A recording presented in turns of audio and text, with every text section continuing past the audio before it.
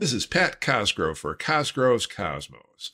In recent videos, I talked about what it took in order to find the land for my new observatory project and what it took to come up with a plan for the observatory itself.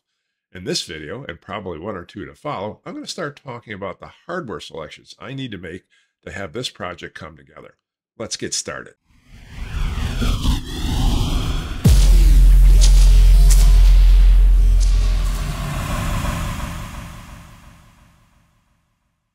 When I first engaged an architect to draw up my observatory plans, he was happy to do so, but with one caveat, and that was that he had no experience designing track systems for the moving roof, so he left that to my own devices. I wasn't too worried about that because there's a lot of information on the internet about designing roll-off observatories, and I had a good friend who was a very talented mechanical engineer who was well-versed in both telescope and observatory design, and I figured using those resources, I could come up with a plan to go forward. When you look at this problem, there's a few key factors you have to think about. The first is the weight of the roof. If you're going to design a roll-off roof observatory, one of the critical things you have to know is the weight of the roof. And how would I know what the weight of the roof was? I didn't have the roof, and I had no idea yet how I was going to build it. But as we did the architectural plans for the observatory, the architect was able to estimate the rough weight of the roof, and that came in at about 7,000 pounds. So that's one target I had to work with because the hardware I chose had to be able to handle at least 7,000 pounds of the weight of the roof. I was a little surprised the roof weighed that much, but there's probably two factors that drive that. One is the observatory is not a small observatory. The main building itself is 20 foot by 16 foot, so it's a pretty good sized roof. The second is that I wanted to use scissor trusses to have a little bit more headroom inside the observatory. And the way they're formed, there's a little bit more wood in them, and that probably adds more weight. On top of the weight of the roof, we have to consider snow. Unfortunately, I live up in the Northeast, and in the winters, even though they've been milder the last few years, we can get quite a bit of snow. So somewhere in there, I have to accommodate a snow load sitting on top of the roof as well.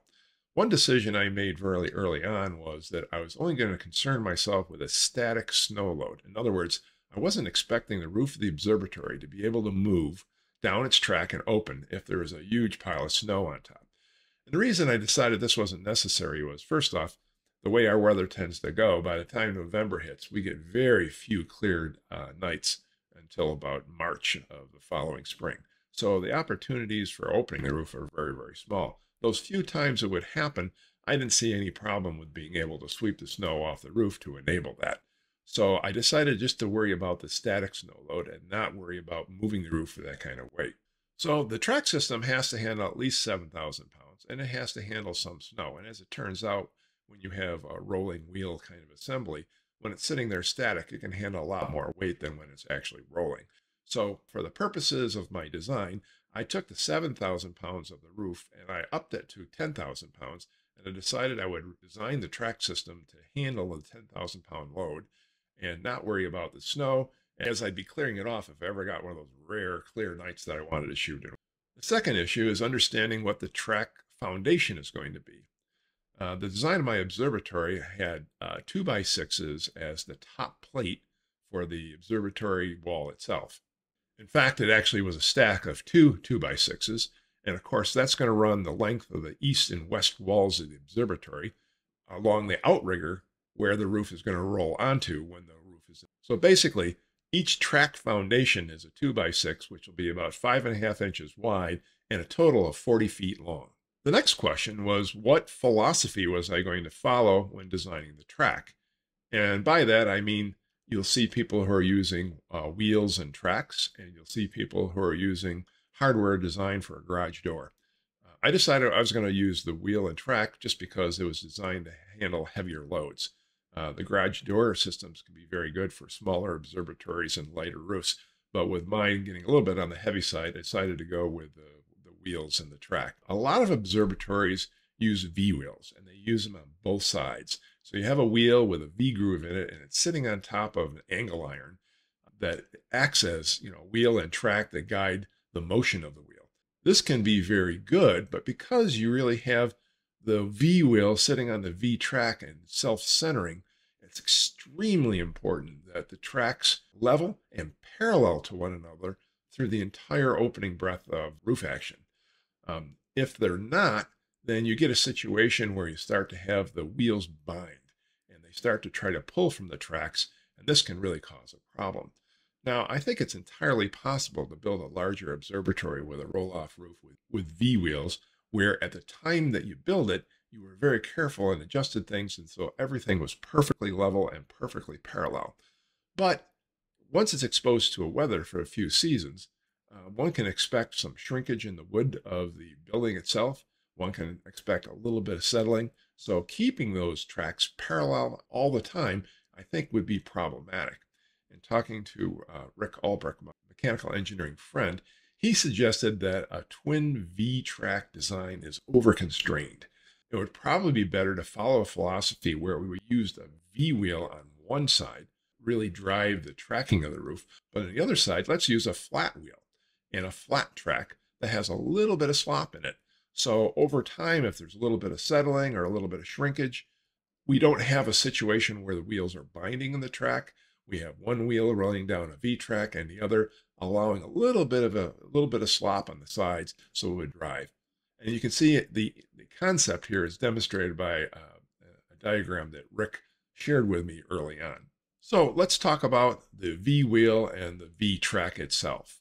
I looked at a mail order house that has a lot of great hardware, McMaster Car, and I've used this outfit in the past for ordering exotic hardware, and they've always been really good to work with.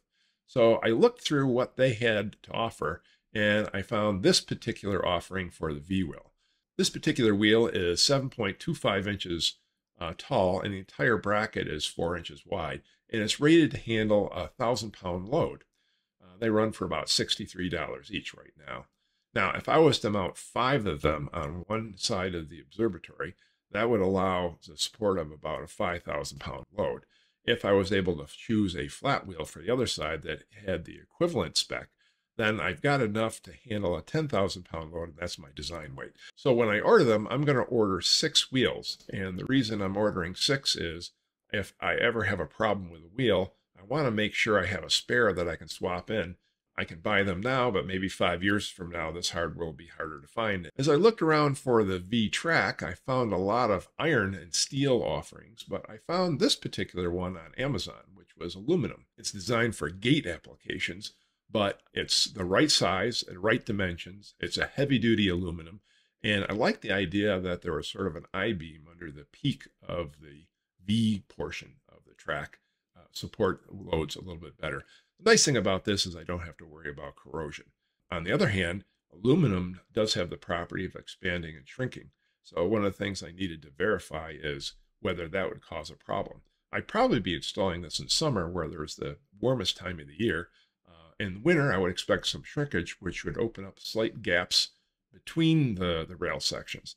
And in talking with Rick, those gaps will be small enough, the wheels will be large enough. That shouldn't be a concern.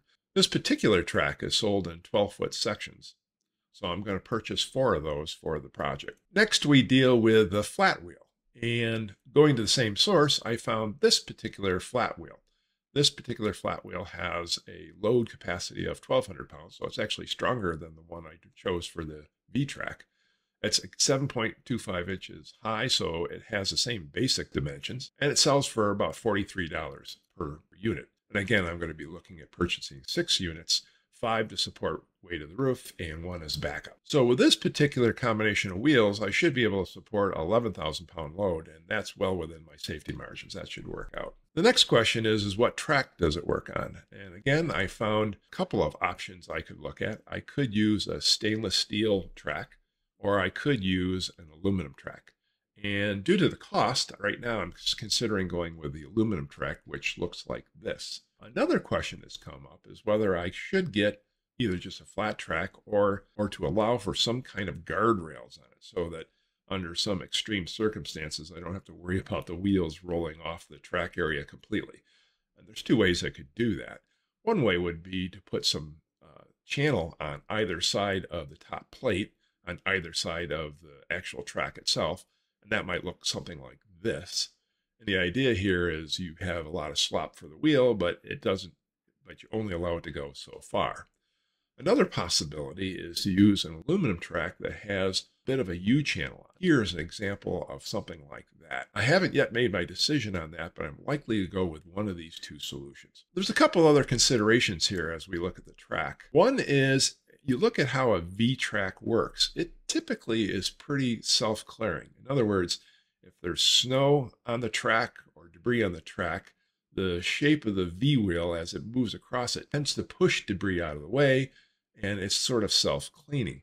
That's not necessarily true for the flat track. I think when the roof is closed, the track sections that are on the outriggers in the back are exposed to the elements.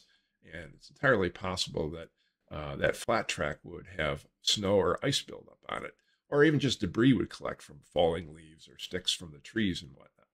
So it seems like it would be wise to have something to handle the flat track in terms of clearing. So my intention right now is to put kind of a snowplow bracket at the end of the roof that would conform to the shape of the track and clear it by maybe 1/8 of an inch. And so when the roof opens, it would naturally sweep off any debris that's in the way. Now, this will work, I think, for snow, and I think it'll work well for typical yard debris. I'm not so sure it's going to work well for ice that might build up there. So another possibility I'm looking at is to develop covers for the exposed track when the roof is closed. Imagine having a PVC pipe split in half, bungeed on top of the track. If we have one of those rare moments in winter where it's clear and I want to go out there, I could easily take those off the track. The track is clean, there's no ice on it, and I can open the roof safely and easily. Another concern with the track is the stops at the end of the track. I mean, after all, you're designing the roof so it can roll into open and closed position easily. You just don't want the roof to roll off the track at one end or the other. That would really ruin my day. So obviously we have to have some kind of track stop designed in. Now the architect just showed this as angle irons at the end of the track. And I'm likely to do something like that, but I'm likely to make it a lot heavier duty than it's shown here. I want something that would handle the inertia of a rolling roof when it was driven too far to prevent it from coming off. Now the drive system I'm going to be using shouldn't ever drive so far as to cause a problem like that. But things go wrong, and I want to make sure we have very secure stops at the end of the track. And so right now I'm going to work with my builder to get some heavy steel that we can plant at the end there so that we don't have to worry about roll-off. The next question has to do with how do you secure the roof to the main part of the building when the roof is closed? And one way to do that is to have some manual lockdowns. And I was looking for hardware that would allow me to tie that roof into the wall sections when it was closed. The architect shows this on the plan, but doesn't really go into a lot of detail what that hardware would look like. You can see that area here. But as I looked at it, my friend Rick Albrecht suggested one option that was using a levered clamp with a rod, and we could come up with a custom rod that would span the area across the wheel section, and I would be able to manually put this rod into a cleat on the roof, then lever this down and clamp it down. These clamps can be very strong, and I could have several of them around the periphery of the roof so that when it's in the closed position, it's locked down and it's very secure. I think this is really great for winter, big storms, and probably would be what I would normally do when storing the observatory. So this is one solution, but as I looked at Amazon, there are other solutions out there. Like here's a very heavy duty unit. It's a 10-inch unit that can handle 7,700 pounds each, and a few of those placed around the roof would really allow me to secure things. Now, the U-rod that they use, I'd have to replace with something longer and maybe stronger, but I think one of these two are the solution I'm going to use for my manual clamps. But, you know, when I'm planning on several nights of observing, because we have a stretch of clear weather, I'm probably going to go in the middle of the day, release these clamps, open the roof, cool off things. But I'd like to automate this roof. I'd like to automate this roof such so that while the telescopes are capturing data, I'm capturing some Z's. I would like to sleep through this. And I want the system to be smart enough to know that if the weather is changing or clouds move in, that I need to protect the scopes. And the roof would close by itself. So that's a good thing. But if you think about it, if you had a sudden storm come in that you weren't expecting, and it detects it and closes the roof, that means you're in a storm situation. I'd like to have that roof secured to the building so that I don't have to worry about it being blown off in a storm. Well, how do I do that if it's automated? So I decided I needed to design some passive interlocks. And the idea of a passive interlock is that it disengages naturally when the roof is rolling off and engages automatically when it's closing. I talked to my friend Rick Albrecht, and he came up with this particular diagram, which is kind of conceptual. This was the idea we were originally talking about, that there are some mechanism built in so that when you're in a closed position, you are automatically engaging the roof to the building. So winds which would tend to try to lift the roof wouldn't be able to do so because it was secure. And as I thought about it, it might not be a bad idea to have a passive lock like this when the roof is in the fully open position as well. So we thought about a lot of different ways we could do that, and we had an initial design that used framing timbers to create a lip that when the roof was closed would lock things down. But I realized after a while that putting those framing timbers at the end of the building and the end of the roof in order to enable this added significant weight to the overall roof. And the roof was already pretty heavy, and I was a little nervous about being able to drive that weight with any kind of motor system.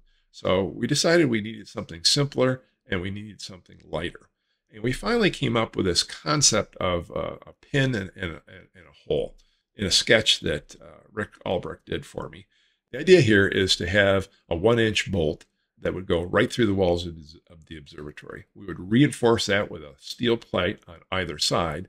Then we could use a coupling nut to screw it to the building and basically hide the rough threads from the bolt. Now we would have a plate of steel that would be attached to the roof in such a way that it has a hole that when the roof is closing would slide over the bolt. So in the closed position, you now have a way of tying the roof to the walls of the structure. This is really about as simple as you can get it. The hardware isn't that expensive. You don't need special tools to make it all happen. It wasn't entirely clear to me exactly where and how we would mount that. And so we decided the best thing to do is to design and build the roof. Then we can look at what the best mechanical interfaces are to do that, because there are a lot of places we could position this. We could put it in the corners, we could put it in the center. So a little bit more work has to be done here, but conceptually, this is what we're going to use for a passive interlock system. Now, how do we use a motor to actually open the roof? How do we automate the opening of the roof? Originally, my thought was to try to use a gate motor that I could buy through Amazon or other vendors. These are powerful enough, and they use a rotating gear and a linear gear attached to the roof itself in order to drive it open and close, just like you would with a potential gate in a driveway. That looked like it was pretty feasible, but I wasn't sure exactly how I would control that with my astronomy software. There isn't exactly an ASSUME driver for your typical gate motor. But I remembered that the observatory that was inspiration for the one I'm building, the West Texas Observatory, they use this sky roof system by Interactive Astronomy to set up and control their roof.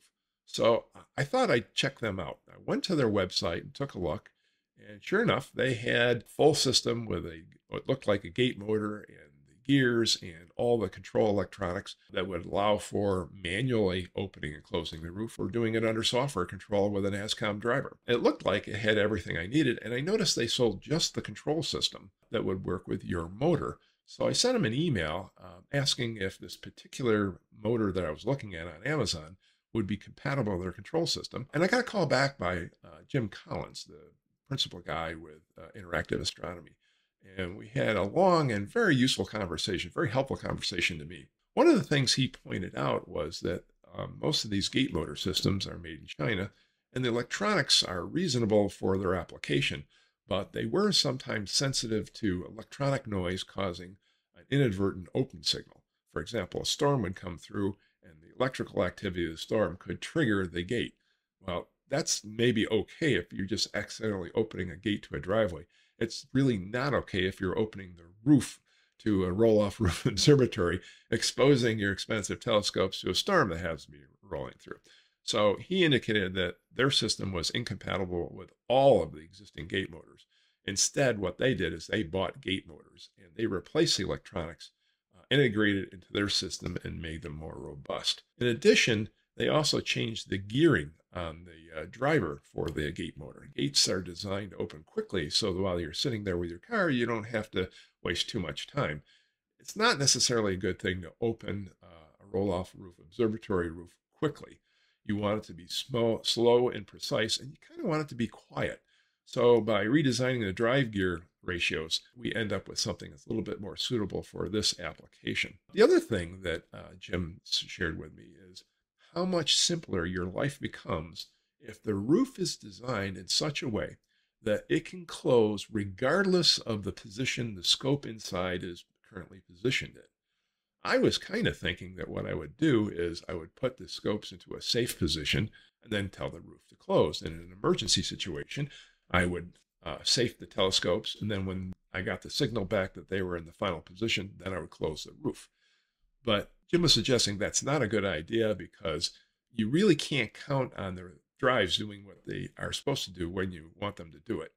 And when the roof is closing, you have to make sure you're not destroying your equipment. So you need to put in sensors for each telescope that you're dealing with to ensure that they're in a safe position so the roof doesn't hit them. This adds complexity to the system and it adds costs. The sensors cost about $250 to put in and integrate into the system, so that adds quite a bit of cost. So as we talked about it, it made a lot of sense to try to make the system such that I would not have to worry about hitting the telescopes regardless of what position. If they're running, clouds come in, they're probably shut down anyways because they can't track. And then my weather system can basically send a signal to close the roof can close, and the scopes are protected. So much simpler. So we'll come back to that in a second, but I want to give you a feel for the system that's being sold by Jim Collins. Here is the motor system itself with the manual controller that would go into the observatory. And here is the wiring harness. This is the simple form of the wiring harness, which allows the system to be controlled via the computer, but it also has sensors to detect the location of the roof, knowing when it's fully open and fully closed. And on Jim's website, he shows for an application like mine how you can mount the motor. So I basically have an option of mounting it vertically or horizontally. I probably would want to have the gear vertical because in this configuration, the motor sticks less into the observatory. So I think I'm going to go with that kind of a configuration. The other thing I learned is that Interactive Astronomy has a weather module, which is sort of compatible with the roof system itself. The Sky Alert unit measures all kinds of key parameters of the weather in real time, and with software controlling it, can basically give you a summary screen like here, where it's showing the basic information and determining whether the current conditions are safe for astronomical operations. But you can also get a much more detailed report, more of a real-time tracking of what was going on with the weather.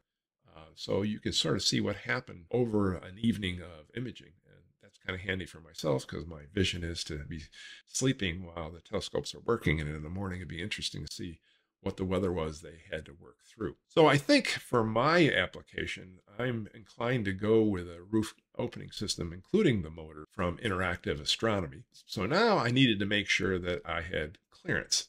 And kind of a funny story, when I pulled out my blueprints and I calculated the height of the piers that I'm designing, the height of the telescopes at their maximum extension, I discovered that I had lots of room in the scissor trusses to clear my telescope. In fact, I had over 11 inches of clearance. So I thought I was in really good shape. And I was talking to a friend and I mentioned that. And they asked, what about the end caps of the roof? Aren't they only as high as the wall? And it was kind of a Homer Simpson, duh moment. I was so focused on the interior, I never really thought about the gables or the end cap of the roof, which was actually much lower. So I look back on that and I kind of laugh a little bit because sometimes you can get so focused on one aspect of the problem, you're not seeing the forest for the trees. So I went back and looked at how the end caps sweep, and I realized I had a problem because things were not clearing. And in order to make them clear, I was going to have to raise the walls from the current design height of 6.5 feet to 7 feet. And the reason I had lowered the walls is because I was hoping that I would have the ability to image lower in the sky towards the south when I was using the southmost set of piers. and I had calculated the sight angles there, and I thought I would be able to get down around 19 degrees. There are some targets that are low enough that if I want to shoot them, I have to go that low, even though I'm looking through a lot of atmosphere, and it's not an ideal astrophoto capture circumstance. But raising it to 7 foot brought that up several degrees, and suddenly I didn't have the coverage I was hoping to have. Then I stopped and thought about it, and I realized that the northmost set of piers is further back from the south wall. When you calculate those angles, I still can get pretty low. So if I really want to go after a low object, I just need to select strategically one of the scopes in the north set of piers, and then I can go lower, and it doesn't really change anything. So I'm redesigning the observatory so the walls are 6 inches higher. This also helps in that I can get a more standard door rather than getting a custom door or a cut-down door that I was going to have to do with the lower walls. So in regards to the hardware and the track system, that's where things stand today. I'm pretty much set on what I'm going to use and how I'm going to use it. I'm waiting until we sign a contract with the builder, knowing what our time is on the schedule to begin the project before I actually start placing my orders. Those discussions with the builder are progressing quite well.